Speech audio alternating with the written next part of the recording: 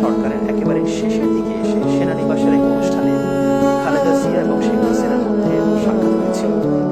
ধারণা করা হয় তৎকালীন সেনাবাহিনীর কিছু ঊর্ধ্বতন কর্মকর্তা এর পেছনে ভূমিকা রেখেছিলেন। সেটিই ছিল খালেদা জিয়া এবং শেখ হাসিনার মধ্যকার সর্বশেষ সাক্ষাৎ।